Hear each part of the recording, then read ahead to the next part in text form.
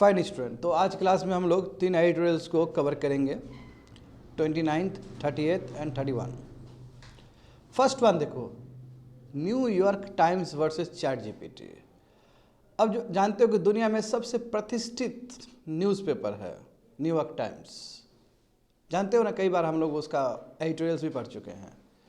तो New York times ने एक लॉ सूट फाइल किया है चैट जीपीटी के अगेंस्ट कि भाई हम इतना मेहनत करते हैं, हम इतना इन्वेस्टिगेटिव जर्नलिज्म चलाते हैं, ढेर सारा पैसा लगाते हैं, इतना बड़ा नेटवर्क बनाए हैं, तुम तो एक ही बार हमारा डेटा ले लेता है यार।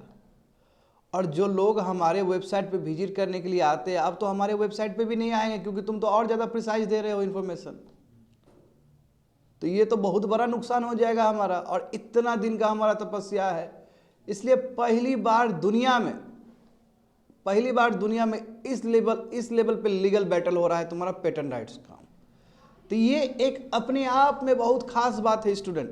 ये जो New York Times versus chat GPT है, यहाँ से जो भी यूनाइटेड स्टेट्स का सुप्रीम कोर्ट का रूलिंग होगा, जजमेंट होगा, ये बाकी दुनिया के लिए, बाकी कंट्री के लिए एक प्रेरणा होगा, नज़ीर होगा कि कैसे ओपन एआई से, कैसे आर्टिफिशियल इंटेलिजेंस से लड़ा जाए। इसलिए ये बहुत ज़्यादा इंपॉर्टेंट एडिटोरियल्स है, समझे। तो देखो यहाँ पे New York Times versus chat GPT. तो फेयर यूज़ क्या होता है? फेयर यूज़ यूनाइटेड स्टेट्स का डॉक्ट्रिन है कॉपीराइट्स का।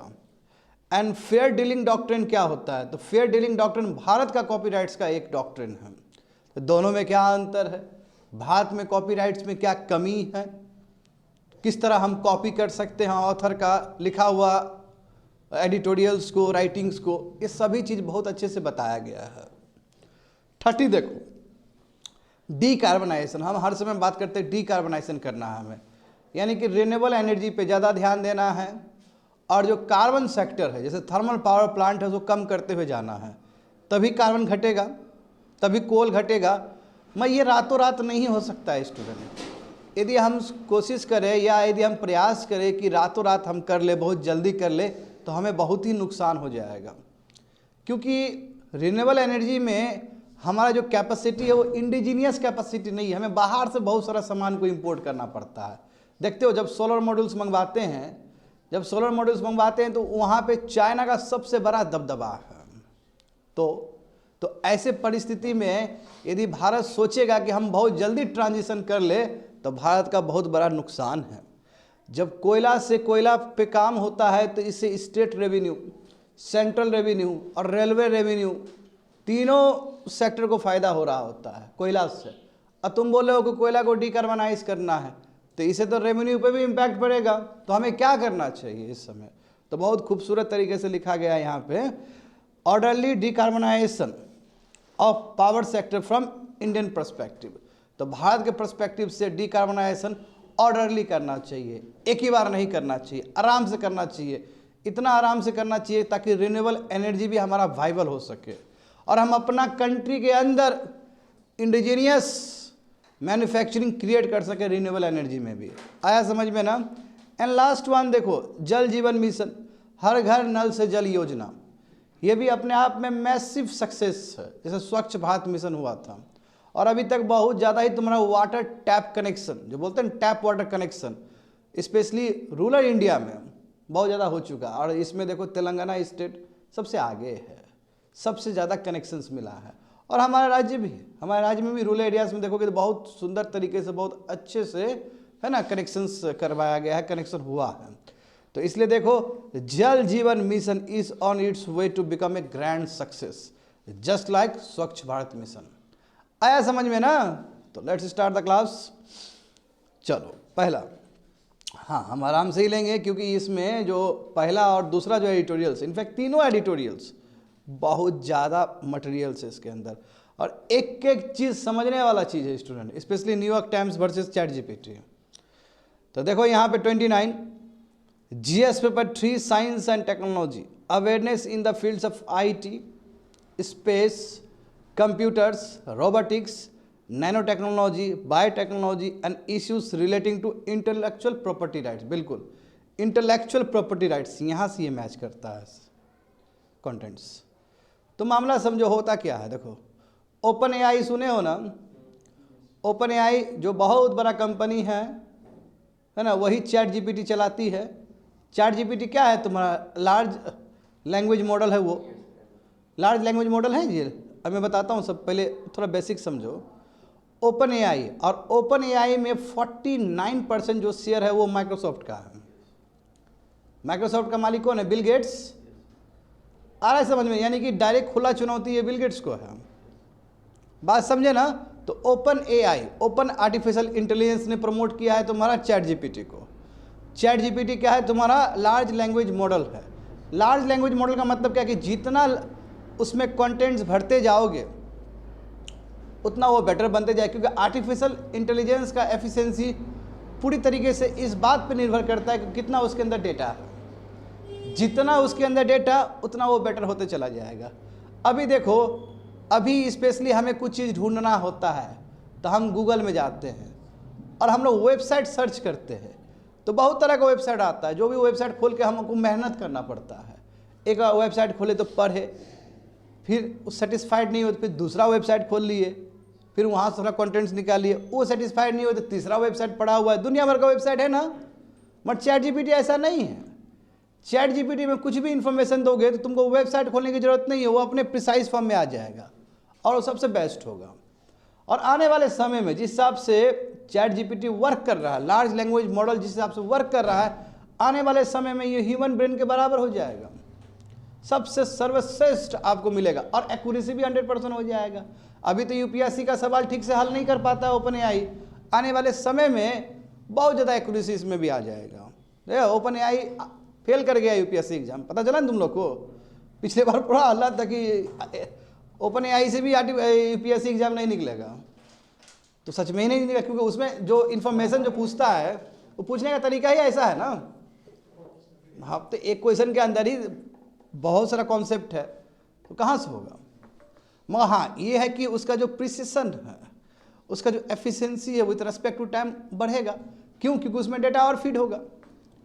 अब इसमें समझो तुम लोग, जैसे अभी जस्ट हम बोल रहे हैं कि जब हमें कुछ इन्फॉर्मेशन निकालना होता है तो हम वेबसाइट विजिट करते हैं, तो रीडर को मेहनत करना पड़ रहा है ना, इसलिए क्रिएटिव वर्क है अभी भी स्टिल। जैसे मान लो कि हमें कोई पोएम लिखना है तो थोड़ा सा आइडिया तो हम ले सकते हैं इंटरनेट से। इसमें क्या है कि इसमें जब लिखेंगे लाइन, बोलेंगे पोएम, तो पोएम आ जाएगा, तो हमारा जो क्रिएटिविटी है वो भी खराब हो जाएगा। इसलिए दुनिया में बहुत सारा कंसर्न जताया जा रहा है कि क्रिएटिव वर्क इससे ख़त्म हो जाएगा, एक पेंटर का काम चला जाएगा। अभी देखो, कुछ दिन पहले जब रामलला मंदिर का प्राण प्रतिष्ठा हुआ था, तो लता मंगेशकर के आवाज़ में, है ना, गाना को फिल्माया गया, गाया गया और बहुत प्रसिद्ध हुआ, बहुत वायरल हुआ कि लता मंगेशकर रहती तो कैसे गाना गाती है। तो देखो, आप देखो, लता मंगेशकर का जरूरत भी नहीं है, वो चली गई, मगर उनका आवाज़ है अभी हमारे पास। हद तो तब हो जाता है कि ग्रेट खली का भी आवाज़ से गाया जाता है, मोदी जी का भी आवाज़ से गाया जा रहा है। तो आर्टिफिशियल इंटेलिजेंस क्या ना करवा दे। कल के दिन में पता चला कि मेरे आवाज़ से गाया जा रहा है, मतलब जो आदमी फेमस होगा उसका बात कर रहे हैं। और जो अब तुम लोग ये भी जानते हो, डीप फेक भी तो आर्टिफिशियल इंटेलिजेंस का हिस्सा है भी। तो जब ऐसा परिस्थिति है तो वहाँ तो रूल्स और रेगुलेशन, गाइडलाइंस तो बहुत तगड़ा चाहिए, अदरवाइज कोई भी किसी का उल्लंघन कर सकता है जी, कॉपीराइट सब। तो उसी का एक बहुत बड़ा प्रेसिडेंस सेट होने वाला है, बहुत बड़ा एग्जाम्पल सेट होने वाला है इस केस के वजह से। आया समझ में ना? तो मामला देखो, मामला क्या है। New York times sued OpenAI and Microsoft for copyrights infringement. समझ गए ना? कॉपीराइट्स उल्लंघन किया है। कॉपीराइट समझ रहे हो ना? जैसे नोट्स है मेरा, इस नोट्स को बिना पूछे हुए तुम किसी को दे दोगे तो कॉपीराइट्स वायलेशन नहीं है। इंटेलेक्चुअल प्रॉपर्टी राइट्स में बहुत सारे होते हैं, कॉपीराइट्स हुआ, पेटेंट राइट्स हुआ, ट्रेडमार्क हुआ, समझे, बहुत सारे राइट्स होते हैं। आया समझ में ना? जिसको बोलते हैं कॉपीराइट्स।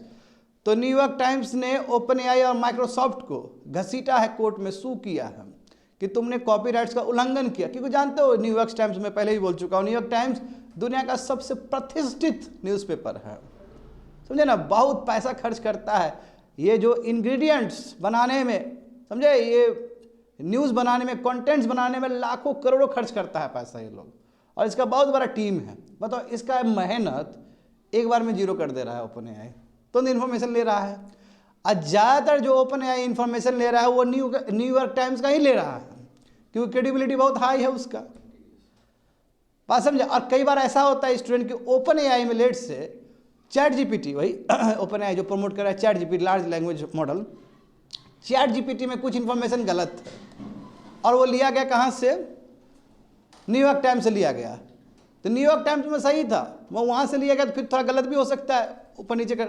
तो अब मान लो कि तुमको चैट जीपीटी में गलत मिला और तुमको ये पता है कि न्यूयॉर्क टाइम्स से लिया गया है, तो न्यूयॉर्क टाइम्स का तो तुम्हारा क्रेडिबिलिटी और घट जाएगा कि न्यूयॉर्क टाइम्स में भी गलत आना शुरू हो गया। तो ये भी उसने बोला है न्यूयॉर्क टाइम्स ने कि बहुत सारा डेटा गलत डेटा छापा है और इस हिसाब से हमारा क्रेडिबिलिटी लॉस हो जाएगा।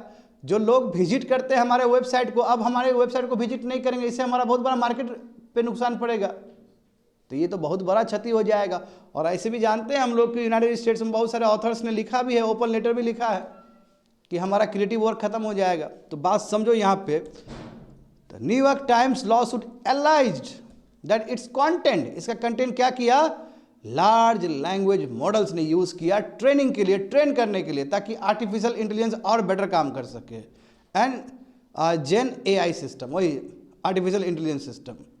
तो यदि सक्सेसफुल रहा, यदि जो लॉ सूट किया है वो सक्सेसफुल रहा, तो न्यूयॉर्क टाइम्स को बहुत सारे पैसा मिलेंगे, क्योंकि बिना पूछे हुए इससे कॉपीराइट्स का उल्लंघन किया गया, बिना पूछे हुए इसे कंटेंट्स यूज़ किया गया है। देखो न्यूयॉर्क टाइम्स ने क्लेम किया है कि जितने भी आर्टिफिशियल इंटेलिजेंस रिलेटेड कंपनी हैं, समझे, चाहे ओपन एआई हो चाहे और भी बहुत सारे हैं, वो इन्फॉर्मेशन मल्टीपल सोर्स से लेते हैं, समझ गए ना। और ज़्यादातर न्यूयॉर्क टाइम्स का जो कंटेंट उस पर स्पेशल फोकस कर रहे हैं।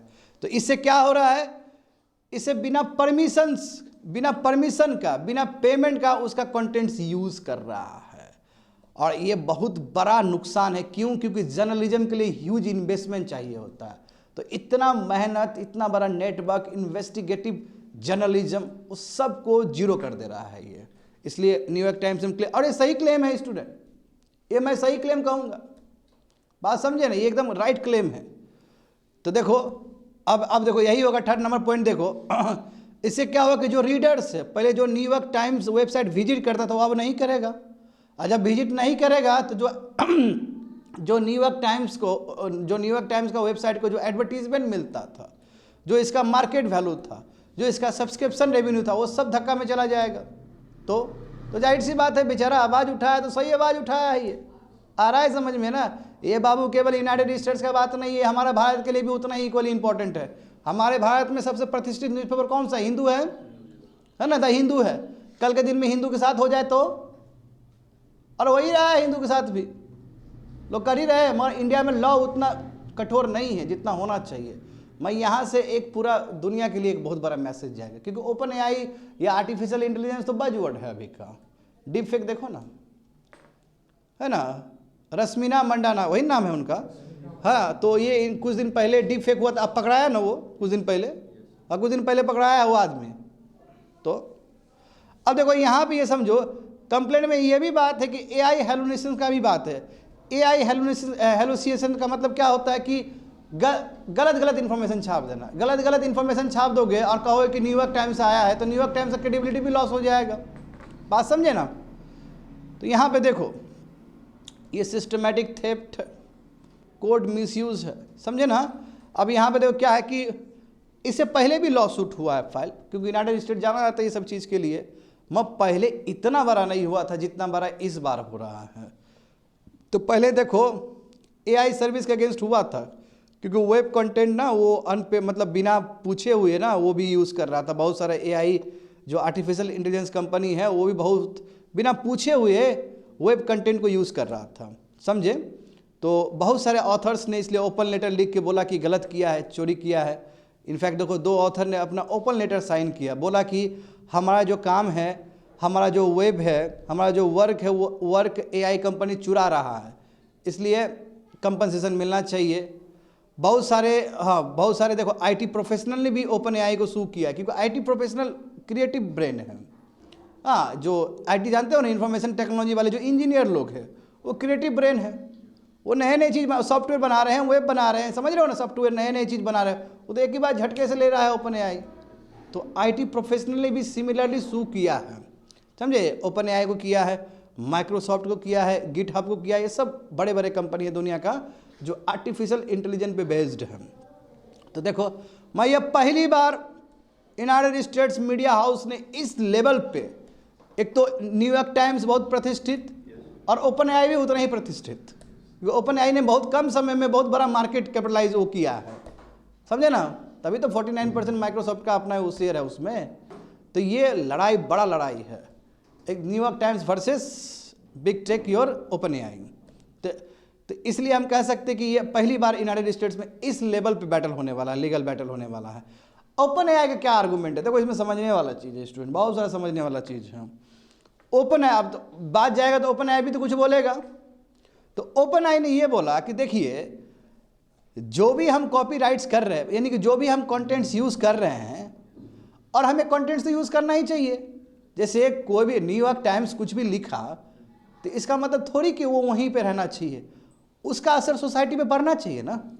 जैसे मान लो कि ऑथर, नहीं ये करेक्ट है, इंडिया में भी यही है, वर्ल्ड में भी यही बोला जाता है।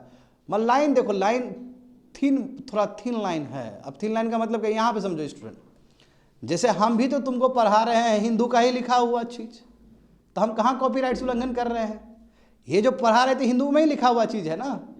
तो कोई तो जो हिंदू में जो लिखे होंगे, ये जो राइटर होंगे, तो वो भी तो हमको क्लेम कर सकते कि आप वो कॉपीराइट्स का उल्लंघन कर रहे हो। तो there is a thin line. Thin line क्या है कि हम किस पर्पज से कर रहे हैं। यदि हम तुम लोग को पढ़ा रहे हैं, ऑथर लिख दिया अपना, हिंदू न्यूज़पेपर में पब्लिश हो गया और तुम्हारा इधर इंटरनेट पे भी आ गया, हम इंटरनेट से निकाल के तुमको दे रहे हैं, पर्पस क्या है? पढ़ाने का पर्पस है, सोसाइटी को एजुकेट करने का पर्पस है। तो बहुत नोबल पर्पस है, क्योंकि पर्पस ट्रांसफॉर्मेटिव ही होना चाहिए। मगर सबसे बड़ा सवाल ये है कि जो ओपन एआई जो डेटा यूज कर रहा है, वो कितना क्या वो सोसाइटी का ट्रांसफॉर्मेटिव का बात है या अपना ट्रांसफॉर्मेटिव का बात है? ये बात होता है। जैसे हम अभी बहुत सारे टीचर पढ़ा रहे कि नहीं पढ़ा रहे यूट्यूब पे, हाँ, तो कहाँ से ला रहे? खुद थोड़ी लिख रहे हैं, वो भी तो हिंदू से लेते हैं, टाइम्स ऑफ इंडिया से लेते हैं, न्यूयॉर्क टाइम्स से लेते हैं। तो उस समय कॉपीराइट्स का उल्लंघन नहीं होता है। क्यों नहीं होता है?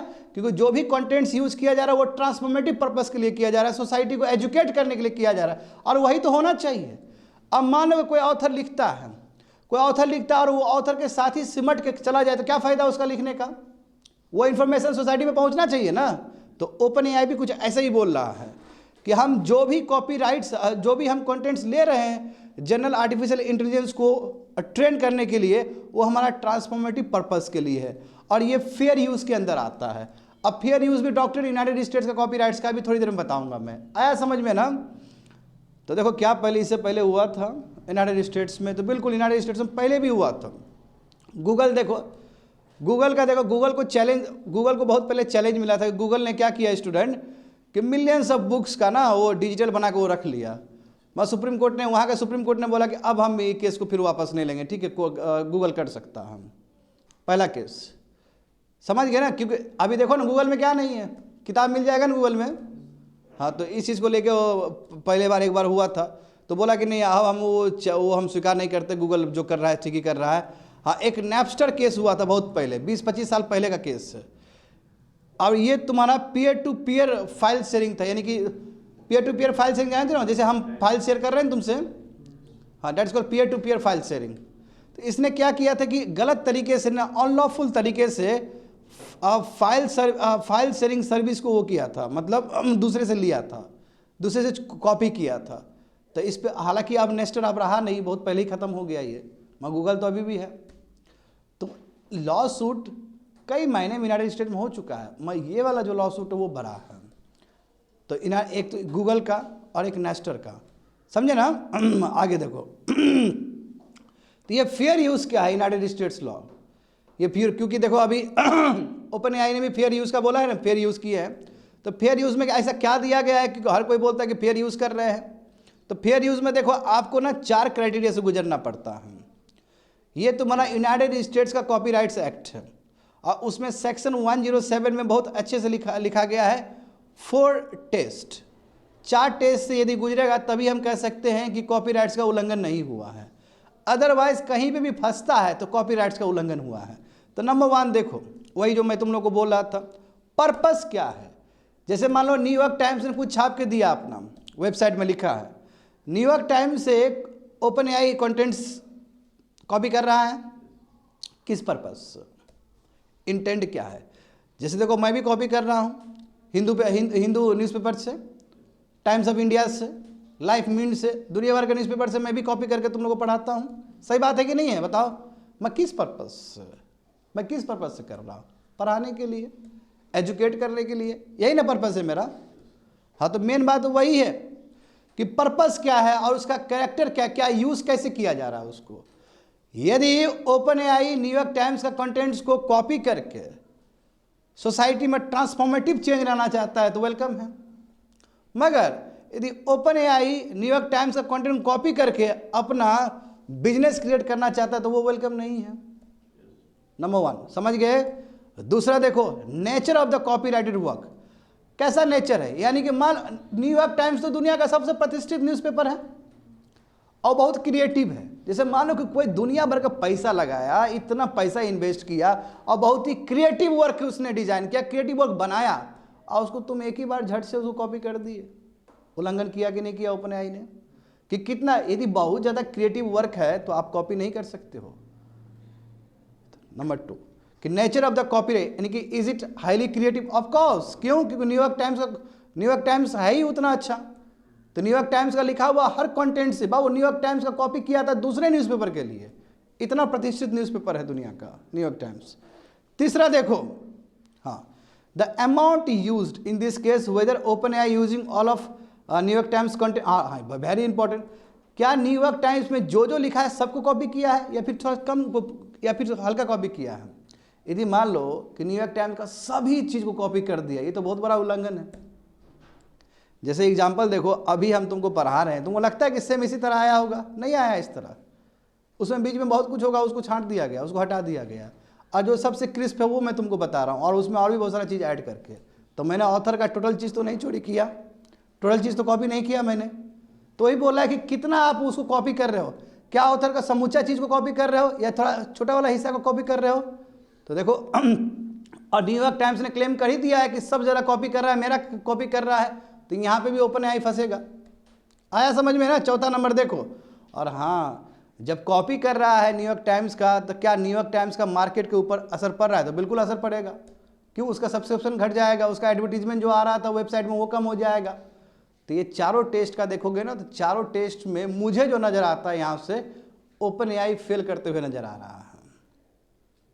बात समझे ना? तो देखो, तो फेयर यूज डॉक्ट्रिन, अब देखो फेयर यूज डॉक्ट्रिन इसी को बोलते हैं कि 4 टेस्ट से आपको गुजरना पड़ता है, समझे? तो देखो ओपन एआई ने देखो गूगल के बारे में बोला कि गूगल का जो बुक्स है, थंबनेल्स है, स्क्राइबिंग है, गूगल भी तो यूज़ करता है, ठीक है, और ये सब फेयर यूज़ के अंदर आता है, तो हम क्यों नहीं कर सकते हैं? तो मामला है, अभी कोर्ट में देखेगा।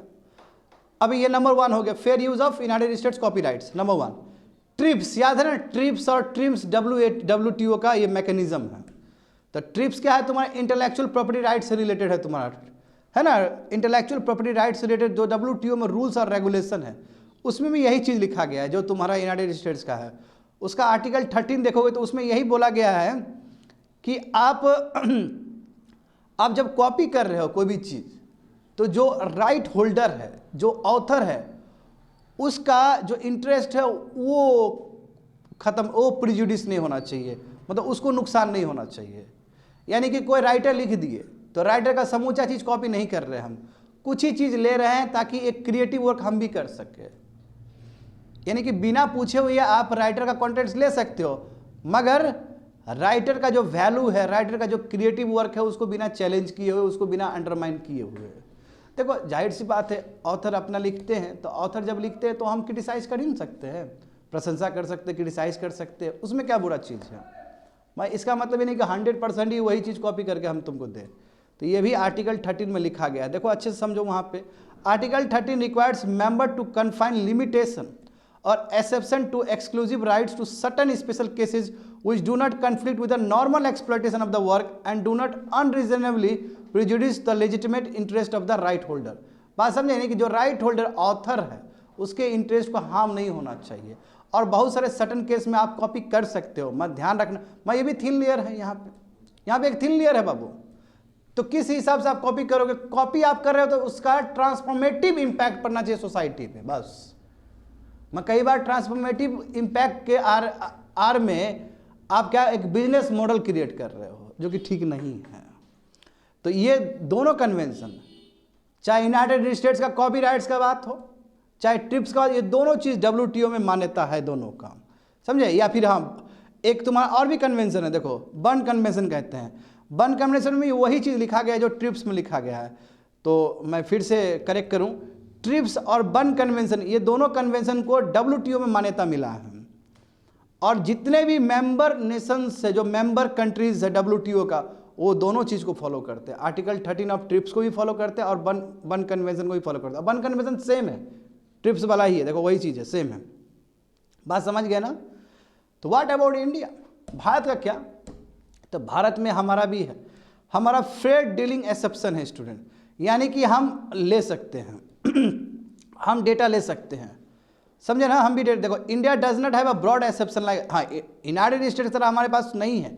हमारे पास क्या है, फेयर डीलिंग एक्सेप्शन है, जहाँ पे हम बिना ऑथर को पूछे हुए कॉपी कर सकते हैं, बिना ऑथर को पूछे हुए कर सकते हैं। बट हमारे पास जो गाइडलाइन, नेसेसरी गाइडलाइंस होना चाहिए वो नहीं है। तो कहने का मतलब क्या हुआ, इसको दूसरे तरीके से सोचा जाए कि अभी मान लो कि हिंदू पेपर का, टाइम्स ऑफ इंडिया, जो कि बहुत अच्छा न्यूज़पेपर है भारत का, है ना, टेलीग्राफ हो गया, बहुत इंपॉर्टेंट न्यूज़पेपर है, उसका यदि कोई कॉपी कर देता है यहाँ पे, चलो ओपन AI कर देता है, तो भारत के पास तो लॉ ही नहीं है, सुप्रीम कोर्ट कुछ नहीं कर पाएगा। तो इसलिए सबका नज़र अभी ना टिका हुआ है यूनाइटेड स्टेट्स के सुप्रीम कोर्ट के ऊपर कि क्या फैसला आता है। और जो भी फैसला आएगा वहाँ से निकल के ये पूरा दुनिया में एक तरह से एग्जाम्पल बनेगा कि देखो ऐसे केस को ऐसे डील किया जाता है, समझे। तो आगे देखो इंडिया का देखते हैं थोड़ा सा। इंडिया में देखो जो सेक्शन 52 ऑफ कॉपीराइट्स एक्ट 1957 है, उसमें क्या है, ये देखो, ये हमने UK से हमने बोरो किया है। UK का जो कॉपीराइट लॉ है वहीं से हमने बोरो किया है। नंबर 1, सेक्शन 52 में फेयर डीलिंग के बारे में बात है, fair dealing. But fair dealing का डेफिनेशन ठीक से डिफाइन नहीं किया गया है कि फेयर डीलिंग क्या है, मतलब क्या, उसको ठीक से डिफाइन नहीं किया गया इस एक्ट में। आया समझ में ना? मैं तुमको बता दूं, लीगली देखो इसका मतलब ये है कि आप ऑथर का जो कंटेंट्स है उसको कॉपी कर सकते हो बिना उससे पूछे हुए। इसका मतलब ये है, देखो, which allows a person to make limited use of copyrights work without the permission of the owner. समझ में आ गया ना? बिना ओनर को पूछे हुए आप कुछ कंटेंट्स कर सकते हो। हम जानते हैं कि कई बार कुछ कंटेंट्स कॉपी करने के चक्कर में पूरा कंटेंट्स ही कॉपी कर दिया जाता है। यदि ऐसा हो रहा है तो भारत में देखो कुछ नहीं है, भारत में व्यवस्था ही नहीं है कि कोई यदि इस तरह का धांधलीबाजी करता है तो उस पर क्या सजा हो, गाइडलाइंस क्या हो, रूल्स और रेगुलेशन नहीं है। तो इसलिए देखो लिखा गया है कि line between fair dealing, fair dealing में क्या था कि कुछ कॉपी करना और तुम्हारा दूसरा का इन्फ्रिंजमेंट। अब बहुत ज़्यादा कॉपी करोगे तो इन्फ्रिंजमेंट हो जाएगा, इसलिए थिन लाइन है, छोटा लाइन है। कई बार कम कॉपी करने के चक्कर में पूरा कॉपी कर दिया जाता है, तो थिन लाइन है, कब इधर से आप उधर चले जाओगे पता ही नहीं चलेगा। तो कॉपीराइट उल्लंघन हुआ कि नहीं हुआ? तो हमारे इंडिया में स्टूडेंट कोई गाइडलाइंस नहीं है, समझे। तो इस गाइडलाइंस को हमें लाना चाहिए, जल्द से जल्द भारत में भी लाना चाहिए। अब यहाँ पे देखते हैं कि क्या लॉजिक है, हाँ क्या लॉजिक है फेयर डीलिंग डॉक्ट्रिन के पीछे। तो देखो वही मैं जो उस समय बोल रहा था कि ऐसा डॉक्ट्रिन बनना चाहिए जिसके वजह से बैलेंस हो सके। कैसा बैलेंस? कि एक तो मोनोपोलिस्टिक इंटरेस्ट ऑथर का, क्योंकि ऑथर क्रिएटिव है, क्रिएटर है कोई चीज़ का, तो उसका तो कॉपीराइट्स तो बनता ही है क्योंकि उसने बहुत मेहनत किया है जी। At the same time society को भी जानने का अधिकार है उसका क्रिएटिव वर्क। नहीं, यदि कोई बहुत, जैसे देखते हो ना बड़े बड़े ऑथर लोग आते हैं कि नहीं आते हैं, तो यदि वो अपने अंदर ही छुपा कर रख लेंगे वो भी ठीक नहीं है। तो हमारे कंट्री में बैलेंस है कि ऑथर का मोनोपोलिस्टिक इंटरेस्ट भी बचा रहे और साथ साथ में सोसाइटी में ट्रांसफॉर्मेटिव चीज़ भी आए, बैलेंस करना। हम जानते हैं कई बार ये डिसबैलेंस भी हो जाएगा। इंडिया में क्या होता है, देखो जैसे 3 इडियट मूवी बना था तो कितना बवाल मचा था उस समय, कितना बवाल कटा था, है ना। चेतन भगत को बिना पूछे हुए कर लिया था, चेतन भगत को प्रेस कॉन्फ्रेंस करना पड़ा था उसके लिए, बहुत बवाल मचा था तब। तो वो भी कॉपीराइट्स का ही उल्लंघन है। चेतन भगत का नोवेल से बहुत सारा मूवी बना है भारत में। हाफ गर्लफ्रेंड मूवी देखे हो ना या फिर सुने हो ना, वो भी चेतन भगत का ही लिखा हुआ है। चेतन भगत बहुत बड़े राइटर, भारत के, एशिया के बहुत बड़े राइटर है। तो अब इतने बड़े राइटर का बिना पूछे हुए तुम फिल्म बना रहे हो तो फिर उनको तो रॉयल्टी तो मिलना चाहिए ना जी। तो तो इंडिया में जो फेयर डीलिंग डॉक्ट्रिन है ये बैलेंस करने के लिए है, ताकि सोसाइटी भी इंजॉय कर सके। समझे, वही चीज़ बताया गया है। देखो, इससे क्रिएटिविटी सोसाइटी में ना प्रमोट होगा, समझे, क्रिएटिव वर्क प्रमोट होगा। मगर हम जानते हैं कि इसके लिए गाइडलाइंस होना बहुत ज़रूरी है। हाँ, तो अभी जहाँ तक सवाल है भारत में, तो भारत में उतना एडवांस नहीं है, और इसलिए भारत में इस तरह का चीज़ आए, जैसे हिंदू पेपर का कॉपी कोई कर दिया टाइम से, तो भारत बहुत फंस जाएगा इसमें, भारत सुलझा नहीं पाएगा। इसलिए इंडिया को भी इस ओर ध्यान देना चाहिए, इंडिया को भी रूल्स और रेगुलेशन ठीक से फ्रेम करना चाहिए। तो फाइनल कंक्लूजन क्या है? फाइनल कंक्लूजन ये कि ये टाइटेनिक लीगल डिस्प्यूट है, ये सबसे बड़ा लीगल डिस्प्यूट है New York Times versus open AI का। जो भी कोर्ट बोलेगा इसका असर पूरा वर्ल्ड वाइड पड़ने वाला है आर्टिफिशियल इंटेलिजेंस पे, क्योंकि आर्टिफिशियल इंटेलिजेंस बहुत बज़वर्ड है, आगे बहुत कयामत ढाएगा ये, समझे ना। अभी तो स्टार्ट हुआ, अभी तो पार्टी शुरू हुआ है आर्टिफिशियल इंटेलिजेंस का, अभी इतना भयानक जाएगा ना, वो सब आदमी को कॉपी करना शुरू कर देगा, वो अभी कॉपी कर रहा है, समझे ना। तो इसलिए एक बहुत इंपॉर्टेंट डिसीजन होने वाला है। और इससे देखो डेटा, देखो अभी डेटा कहते हैं ना हम लोग कि 21वीं सदी डेटा का सदी है, क्योंकि बिना डेटा का ये लार्ज लैंग्वेज मॉडल है वो ट्रेन नहीं हो सकता है। तो डेटा बहुत इंपॉर्टेंट है, इसलिए कॉपीराइट्स है ना बहुत इंपॉर्टेंट है। और इसलिए लार्ज लैंग्वेज मॉडल्स जैसे चैट जीपीटी वो पूरा डेटा पे टिका हुआ है। तो इसलिए स्टूडेंट देखते हैं ऐसे परिस्थिति में न्यूयॉर्क टाइम्स वर्सेस ये चैट जीपीटी का क्या फैसला आता, उस हिसाब से बाकी दुनिया भी रिएक्ट करेगा, क्योंकि आर्टिफिशियल इंटेलिजेंस ग्लोबल इशू है, समझे ना, ये कोई रीजनल इशू नहीं है।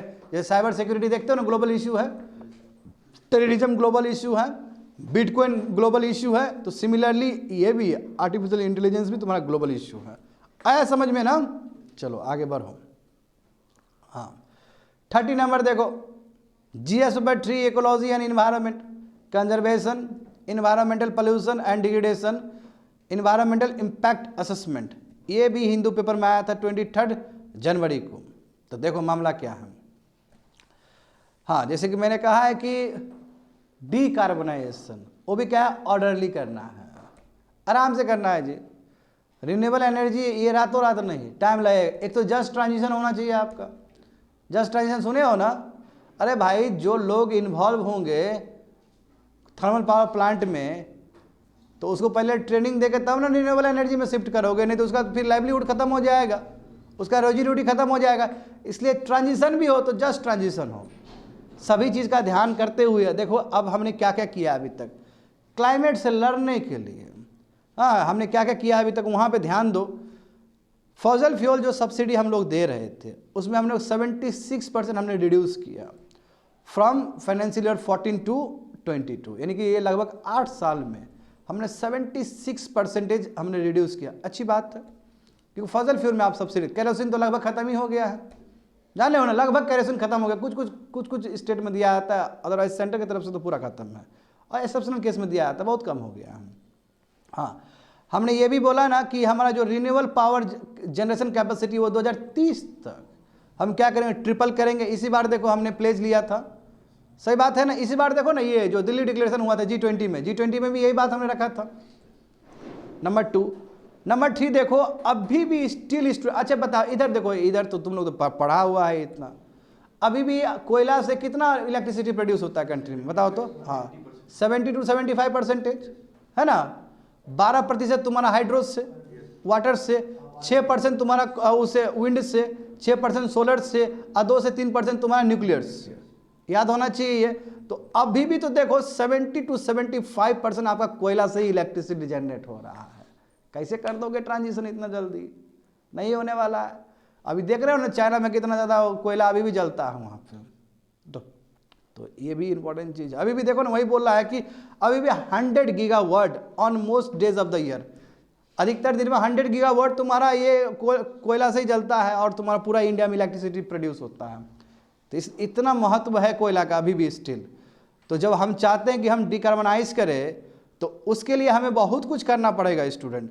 उसके लिए हमें एनर्जी स्टोरेज कैपेबिलिटीज़ पे ध्यान देना होगा। देखो दिक्कत ये कि देखो कोयला वाला जो व्यवस्था है ना, वो पूरी तरीके से हमारा इंडिजनाइजेशन है, अंदर का चीज़ है। क्यों? कोयला निकालना है, झरिया माइन चले जाएंगे, झारखंड वाला माइन चले जाएंगे, उड़ीसा वाला माइन चले जाएंगे।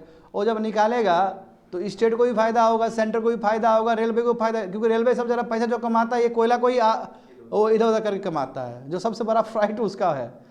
अब बताओ, तुम बोल रहे हो कोयला को तुम खत्म कर दोगे तो रेलवे का तो बहुत बड़ा रेवेन्यू खत्म हो जाएगा। और दूसरी बात है, कहो कि नहीं सर तो रिन्यूएबल एनर्जी में तो काम करना चाहिए, इसमें कोई सेकंड थॉट नहीं है कि रिन्यूएबल एनर्जी में काम नहीं करना चाहिए। मगर रिन्यूएबल एनर्जी में तुम बाहर से मंगवा रहे हो, रिन्यूएबल एनर्जी में तुम चाइना से कुछ इंपोर्ट कर रहे हो, तुम उधर उस कंट्री से कुछ इंपोर्ट कर रहे हो। तुम्हारा ई रिक्शा वाला है तो तुम लिथियम वाला बैटरी तुम उधर चिली से मंगवा रहे हो, तुम इधर से ऑस्ट्रेलिया से मंगवा रहे हो। तो तुम्हारे हमारे कंट्री में तो है ही नहीं वो।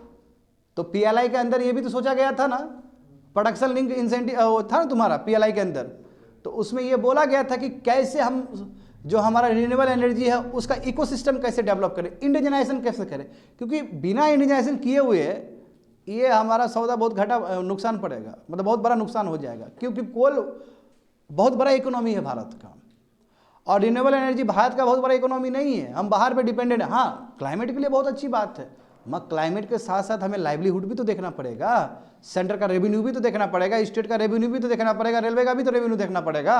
तो सब चीज़ को बैलेंस करते हुए चलना पड़ेगा स्टूडेंट। वही चीज़ तुम्हारा थर्ड पॉइंट में बताया गया, अच्छे से समझे। तो आगे देखो, तो 4 चीज सुझाव दिए हैं ऑथर ने, बहुत तगड़ा सुझाव दिया है, 4 समझे ना, 4 सुझाव दिए। एक पहला जो सुझाव है देखो, एक तो ये समझ के चलो स्टूडेंट कि अभी कोई नया, अभी जो थर्मल पावर प्लांट है ना बहुत कम आ रहा है, बहुत मिनिमम आ रहा है। अब देखो, अब पूरा भारत में भी अब थर्मल पावर प्लांट कोई ज़्यादा बन नहीं रहा है, नया बोल रहा हूँ जी, समझे, बन भी रहा है तो बहुत कम बन रहा है। एक टाइम था कि थर्मल पावर प्लांट बहुत ज़्यादा भारत में लगाए जाते थे, अभी क्योंकि जानते हो कि दुनिया में पूरा मैसेज है कि अभी थर्मल पावर प्लांट से काम नहीं करना है, तो थर्मल पावर प्लांट स्टेशन अभी बहुत कम सेटअप हो रहा है मैं बहुत कम हो रहा है। थोड़ा इधर ध्यान दो, मैं हमारे इंडिया में ऐसे भी बहुत सारे थर्मल पावर प्लांट है जो अंडर कैपेसिटी काम कर रहे हैं। तो सबसे पहले हमें क्या करना चाहिए कि जो अंडर कैपेसिटी काम कर रहा है उस पर ज़्यादा ध्यान देना चाहिए, उसको पोटेंशियल, उसका जो पोटेंशियल है उसको मैक्सिमम करना चाहिए, और नया थर्मल पावर प्लांट बिल्कुल नहीं लगाना चाहिए। ऐसे भी हम नहीं लगा रहे, बहुत कम लगा रहे हैं, मैं जो बहुत कम लगा रहे हैं उसको भी जीरो कर देते हैं, और जो भी अंडर कैपेसिटी वाला उसको उसका पोटेंशियल बढ़ा के वहाँ से ज़्यादा रिलाइज करते, वो बेटर स्ट्रेटेजी होगा। तो नंबर 1 वही लिखा गया कि मैनेजिंग थर्मल पावर आउटेजेस, यानी कि एक क्या हो सकता है कि ड्यूरिंग पीक डिमांड पीरियड्स, यानी कि देखो कब पीक डिमांड्स होता है साल में बताओ तो, ये मई और जून में, मई जून ये जुलाई सब में बहुत गर्मी पड़ता है, तो उस समय इलेक्ट्रिसिटी का बहुत डिमांड रहता है। तो ऐसे टाइम में देखो यहाँ लिखा गया है कि कैसे उस समय मैनेज करें। जो थर्मल पावर प्लांट है जो अंडर कैपेसिटी काम कर रहा है, जो बेटर काम कर सकता है, उसमें आप कुछ लगा दो, उसमें रेट्रोफिटिंग सब कर दो तो अपने आप ठीक हो जाएगा। देखो 2023 में 38 गीगावाट तुम्हारा कोल बेस्ड पावर प्लांट जो था वो अनप्लान्ड आउटवेजेस है, यानी कि वो ठीक से काम ही नहीं किया, समझे ना, वो ठीक से काम ही नहीं किया। तो क्या करे, उसको बेटर कर दे, वो उसको बेटर कर दे, उसका पोटेंशियल बढ़ा दे ताकि वो बेटर हमें आउटपुट दे सके। स्टूडेंट समझ गए ना। तो ये फर्स्ट वन, ये यहाँ पे हम कर सकते कि जो भी हमारे पास थर्मल पावर प्लांट है जो पोटेंशियल तक काम नहीं कर पा रहा है किसी रीजन के वजह से, तो उसमें हम क्या करें, उसको बेटर कर दे rather than stabilizing new thermal power plant. First सुझाव वही सब चीज़ लिखा गया ताकि जो पीक डिमांड है वो डिमांड पूरा हो सके। अब देखो पीक डिमांड पूरा करने के चक्कर में तुम नया थर्मल पावर प्लांट क्रिएट करेगा तो वो भी तो गलत चीज़ है, जो पुराना है उसी को ठीक करो ना। सेकंड देखो, हाँ फ्लेक्सिबिलिटी बहुत इंपॉर्टेंट, देखो फ्लेक्सिबिलिटी भी लाना है। देखो अभी क्या है, देखो हमें थर्मल पावर प्लांट को बेटर करना होगा, समझे, हमें मॉडिफाइंग करना होगा। जो भी हमारे पास थर्मल पावर प्लांट है उसको थोड़ा मॉडिफाई करना पड़ेगा, उसको हमें रेट्रोफिटिंग करना। रेट्रोफिटिंग का मतलब होता है वही मॉडिफाई करना, ताकि हम बहुत अच्छे तरीके से थर्मल पावर प्लांट का एफिशिएंसी बढ़ा सके। बात समझे ना, आगे बढ़ो। ये सेकंड सुझाव है। थर्ड जो सुझाव देखो, थर्ड सुझाव बहुत इंपॉर्टेंट सुझाव है स्टूडेंट, मैं ओवरऑल बता रहा हूँ, पढ़ लेना, इतना ज़्यादा चाहिए भी नहीं तुम लोग को। तीसरा नंबर देखो, यहाँ पे तीसरा नंबर क्या बताया गया है, देखो अभी जो रिन्यूएबल एनर्जी पे बहुत सारे लोग आते हैं बीडिंग करने के लिए, नहीं कि हम भी थर्मल पावर, हम भी सोलर एनर्जी पे खर्च करना चाहते हैं। बहुत सारा आया कि नहीं आया, जैसे देखो हाइड्रोजन फ्यूल पे अंबानी अडानी ने भी बहुत सारा पैसा लगाया था। तो जानते हो कि इससे पहले देखो, इससे पहले जितने भी रिन्यूएबल एनर्जी पे ऑक्शन हुआ है तो उसमें एनर्जी स्टोरेज का बात नहीं था, और अब जो बिडिंग हो रहा है, बिडिंग मतलब समझ रहे हो, ऑक्शन जो हो रहा है, नीलामी जो लग रहा है। तो अब कोई भी यदि मान लो कि सोलर प्रोजेक्ट पे कोई इन्वेस्ट करना चाहता है, ऑक्शन में शामिल होना चाहता है, तो उसको eight the same time battery storage system पे भी काम करना होगा। क्योंकि देखो सबसे बड़ा चैलेंज रिन्यूएबल एनर्जी के लिए है स्टोरेज ही, क्योंकि सोलर एनर्जी जो है वो तो 24 घंटे तो होगा नहीं, जब तक सनलाइट है तभी तक होगा। विंड का भी वही है कि जब तक विंड बहेगा तभी तक आप रियलाइज कर सकते हो एनर्जी। जब आप रियलाइज किए पीक टाइम में तो आपको कहीं पे तो रखना भी तो होगा, कहीं पे स्टोर भी तो करना होगा। और पहले, इससे पहले जितने भी प्रोजेक्ट थे, जितने भी बिल्डिंग था, उसमें एनर्जी स्टोरेज का बात नहीं था। तो यहाँ पे ऑथर ने ये सुझाव दिया है, स्टूडेंट बढ़िया समझो, ये सुझाव दिया है कि अभी जो बिल्डिंग हो रहा है बहुत अच्छा है। अभी बिल्डिंग में क्या हो रहा है कि स्टोरेज वाला व्यवस्था जोड़ा जा रहा है कि आप इस प्रोजेक्ट में काम करिएगा तो आपको बैटरी स्टोरेज पे भी काम करना पड़ेगा।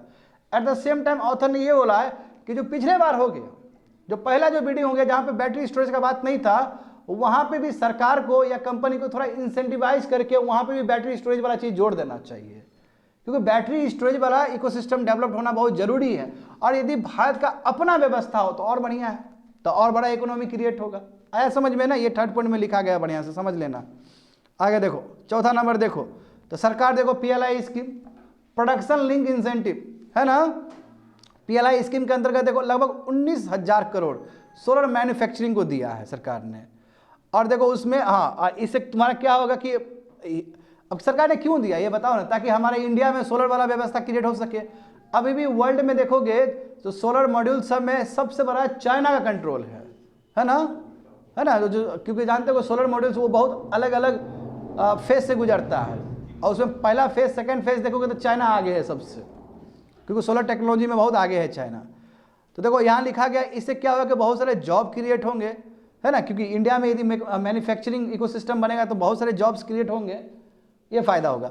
अब दूसरी बात देखो कि क्रिटिकल रॉ मटेरियल जो है इंडिया में भी अवेलेबल होना चाहिए। नहीं अवेलेबल है तो कोई बात नहीं, रिसर्च एंड डेवलपमेंट करिए लाइक माइंडेड कंट्री के साथ, या लाइक माइंडेड यूनिवर्सिटी के साथ, या लाइक माइंडेड रिसर्च सेंटर के साथ कोलैबोरेट करिए, ताकि भारत में भी बैटरी मैन्युफैक्चरिंग हो सके अच्छे से, और भारत में इकोसिस्टम ऐसा डेवलप्ड हो कि जब डीकार्बनाइजेशन हो, जब हम कोयला से रिन्यूएबल एनर्जी की तरफ जाए तो इकोनॉमी भी बहुत अच्छे से हमारा, है ना, इकोनॉमी भी बहुत अच्छे से रिन्यूएबल एनर्जी वो देख ले, मतलब उसको कंपनसेट कर ले। अदरवाइज कार्बन को छोड़ के हम जाएंगे रिन्यूएबल एनर्जी पे और लाइवलीहुड में दिक्कत हो रहा है, तो फिर ये ट्रांजिशन भी जस्ट ट्रांजिशन नहीं कहलाएगा, समझे ना। आगे देखो चौथा नंबर देखो, वही चीज लिखा गया है कि आत्मनिर्भर भारत कैसे बनेगा। आत्मनिर्भर भारत तब बनेगा जब बैटरी स्टोरेज जो सिस्टम है भारत का अपना हो। देखो अभी वो कितना बढ़िया लिखा गया है, देखो फाइनेंशियल ईयर 2022 में विद्यार्थी भारत ने जो कोल प्रोड्यूस किया उससे 1.5 लाख करोड़ का फायदा हुआ है। उसमें देखो सेंटर और स्टेट को, देखो सेंटर को लगभग 27,000 करोड़ मिला है, समझे ना। हाँ सॉरी हाँ 27,000 करोड़ तुम्हारा इंडियन रेलवेज को मिला है, 1.5 लाख करोड़ तुम्हारा सेंट्रल गवर्नमेंट को मिला है, स्टेट गवर्नमेंट को मिला है। इसका मतलब सेंट्रल गवर्नमेंट, स्टेट गवर्नमेंट और तुम्हारा इंडियन रेलवेज को इतना ज़्यादा रेवेन्यू मिला है, समझे ना। तो इसलिए अब बताओ रिन्यूएबल एनर्जी पे तो इतना बड़ा इकोनॉमी बनेगा ही नहीं। तो यहाँ सवाल सेंटर का अपना रेवेन्यू का भी है, स्टेट का अपना रेवेन्यू का भी है, इंडियन रेलवेज का भी अपना रेवेन्यू का है। तो ये गैप भरेगा रिन्यूएबल एनर्जी तब ना काम चलेगा जी। तो वहाँ पर वही बोला गया देखो कि इसलिए हमें 7,000 करोड़ का, देखो मात्र देखो अभी करंट सोलर इंस्टॉलेशन देखो खाली 7,000 करोड़ का ही तुम्हारा डोमेस्टिक वैल्यू एडिशन हो रहा है, इतना में नहीं चलेगा, ये बहुत कम है। देखो ना कहाँ 7,000 कहाँ 1.5 लाख करोड़, कोई बीच में कोई है ही नहीं वो, समझे ना। और इकोनॉमी में देखोगे तो बहुत बड़ा इम्पैक्ट है, वो 1.5 लाख करोड़ से ज़्यादा है तुम्हारा इकोनॉमी कोयला का। तो इसलिए हमें क्या करना चाहिए स्टूडेंट, जस्ट ट्रांजिशन करना चाहिए।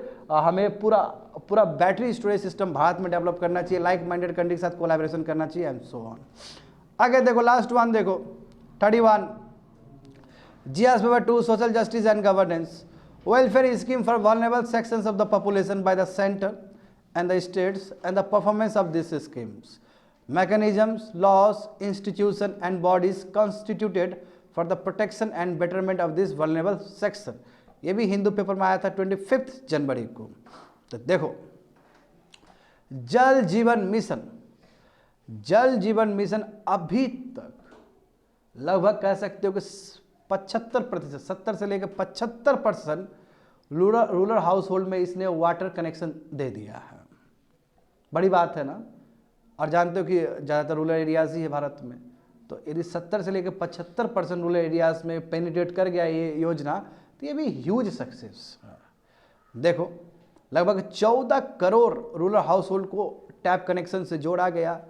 जब अगस्त 2019 में जब ये प्रोग्राम शुरू किया गया था, तो उस समय 3 करोड़, बस 3 करोड़ रूरल हाउस होल्ड में जुड़ा हुआ था। अभी देखो 14 करोड़, यानी कि 11 करोड़ 2019 से लेके बच्चे लोग 2023 का अंत तक कह सकते हो, या 24 का शुरू तक कह सकते हो। कितना हुआ बताओ? 19, 20, 21, 22, 23, यानी कि यही 4 साल के अंदर 11 करोड़ कनेक्शन जोड़ा गया है रूरल हाउस होल्ड में। और देखो ना, शहर में भी तो बिछाया गया पट्टी, घर घर तो तुम्हारा कर ही दिया गया, पाइप किया गया। और देखो 2024 या 25 तक तो बढ़िया सा ही जाएगा, होप सो, है ना। मगर देखो खाली शहर ठीक है, शहर तो देखो खरीद भी सकते हो, मगर गांव को जोड़ना बहुत ज़्यादा ज़रूरी है, ठीक है। और हाँ, इसमें बहुत कुछ है बाबू, ऐसा नहीं कि खाली पानी पिला रहा है, पानी स्वच्छ पानी पिला रहा है, ठीक है। योजना में जो है देखो, यहाँ पे देखो हिली और कोल्ड रीजन्स को भी कवर किया, इंसुलेटेड पाइप्स वहाँ पे भी यूज़ किए गए हैं। विलेज में देखो वाटर क्वालिटी इश्यूज हो तो वहाँ पे चेक भी होता है, विलेज स्कीम्स वगैरह दुनिया भर का चीज़ अभी बताऊंगा मैं तुम लोग को, समझे। तो इसमें ब्रॉडर कमिटमेंट है कि safety, health and environment, rural communities का किस तरह ये हेल्थ, क्योंकि देखो पानी is all about your health. अच्छा पानी पियोगे तो हेल्दी रहोगे, अगर गलत पानी पियोगे तो बीमार हो जाओगे फिर, है ना। इसलिए सबसे इम्पॉर्टेंट जो है वो पानी है हेल्थ के मामला में।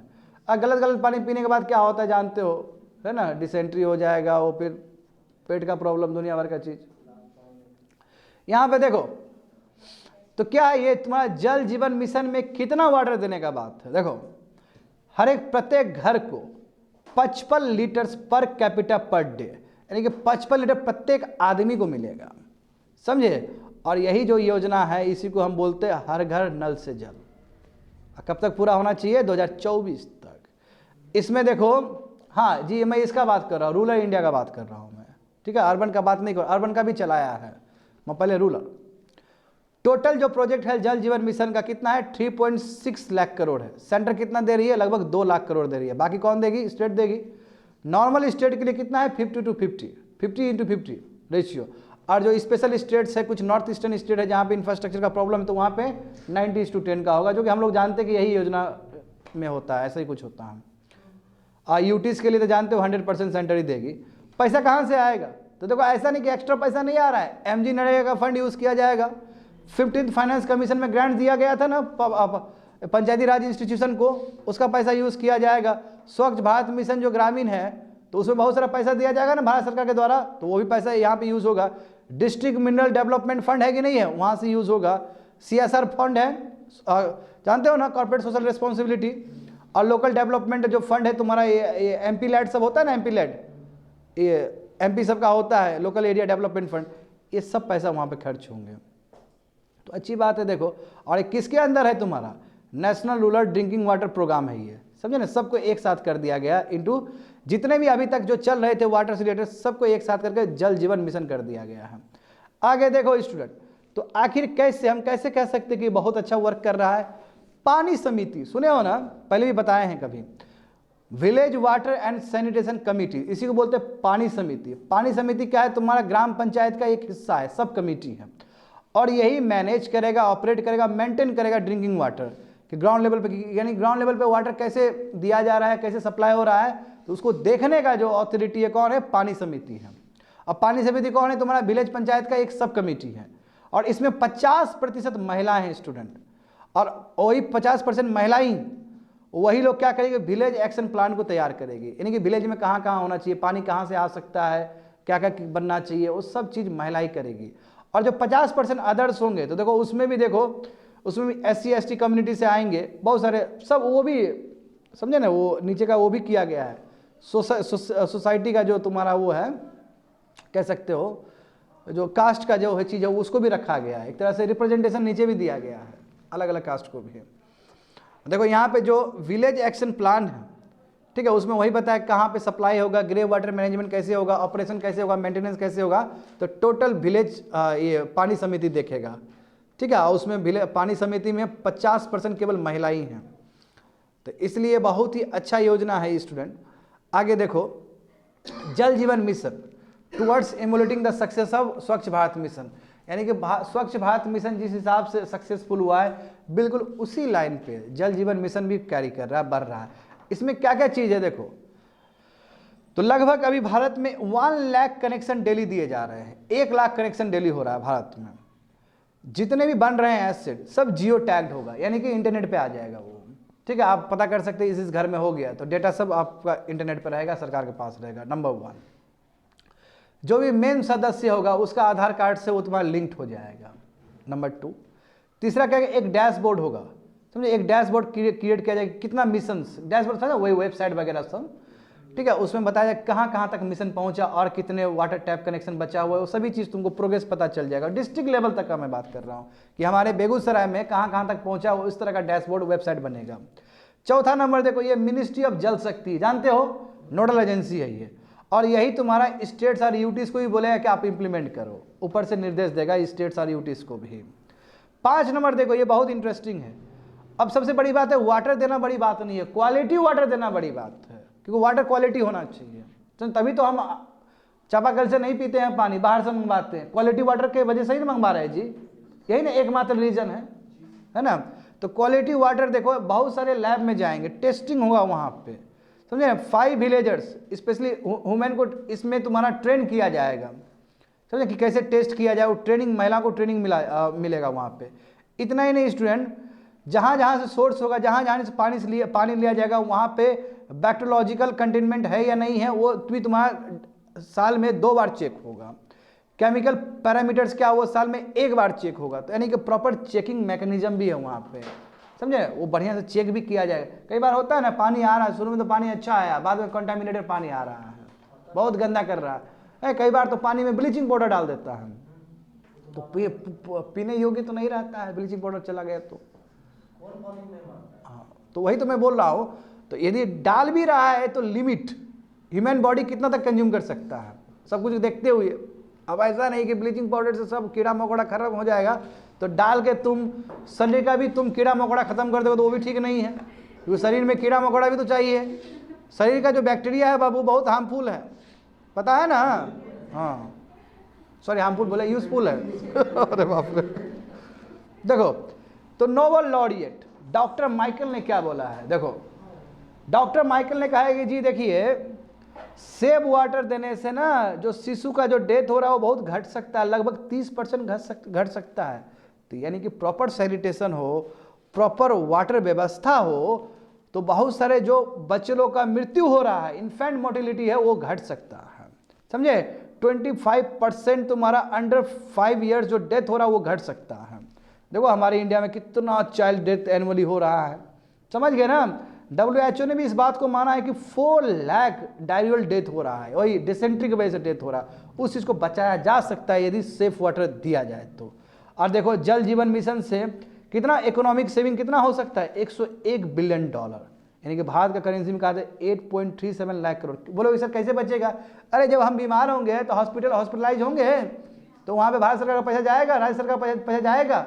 और यदि हम पानी ढंग से पिएंगे तो स्वस्थ रहेंगे, तो एक तो हम अपना भी योगदान देंगे GDP में, और उधर भी हमारा लोड नहीं होगा, वहाँ पे भी हमारा टेंशन नहीं, वहाँ पे भी हम लाइबिलिटी नहीं बनेंगे। तो इसलिए इतना ज़्यादा सेविंग हो सकता है। और हाँ, मोदी जी ने बोला था स्वच्छ भारत मिशन जब हाईली सक्सेसफुल हुआ ही है, तो मोदी जी ने अपने पार्लियामेंट में भाषण दिया है कि इतना ज़्यादा प्रोग्रेस हुआ है स्वच्छ भारत मिशन की, इसके वजह से इतना ज़्यादा इकोनॉमिक सेविंग हुआ है। एंड इट इज़ करेक्ट, क्योंकि जब हम सैनिटेशन मेंटेन करके रखेंगे तो इसका बहुत ज़्यादा लाभ होगा। देखते हो ना, अनहाइजेनिक रहने से, यानी कि ठीक से टॉयलेट नहीं है, पानी सही नहीं है, तो आदमी बीमार पड़ जाता है, फिर अटैक हो जाएगा, फिर आदमी बीमार पड़ जाएगा तो हो गया, फिर गरीब आदमी बीमार पड़े तो और ख़त्म ही है, समझ गए ना। अब कोविड-19 में क्या हुआ नहीं जानते हो, कितना बड़ा एक्सचेकर गया है सरकार का। देखो, true development is not just about the infrastructure, it is about bringing a sense of community. देखो खाली इंफ्रास्ट्रक्चर बनाने से नहीं होता है, समझे। तो देखो अब कैसे है कि आप देखो नल जल मित्रा एक इनिशिएटिव है। इसमें क्या किया जाएगा, विलेजर्स को ही ट्रेनिंग दिया जाएगा, और ट्रेनिंग दिया जा रहा है अभी। इसको ट्रेनिंग दिया जाएगा स्टूडेंट, ताकि कोई भी छोटे छोटे माइनर रिपेयर्स करना हो। जैसे मान लो पाइप फूट गया, होता है ना ऐसा, पाइप टूट गया, थोड़ा माइनर प्रॉब्लम हो गए, तो ऐसा यदि होता है, माइनर प्रॉब्लम्स होता है, तो ये जो तुम्हारा न्याय जल मित्र इनिशिएटिव के अंतर्गत ऐसे लोगों को ट्रेन किया जाए जो वो ठीक कर सके, और ये विलेजर्स ही लोग होंगे। तो देखो यहाँ पे एक स्किल डेवलपमेंट भी हो रहा है, समझे।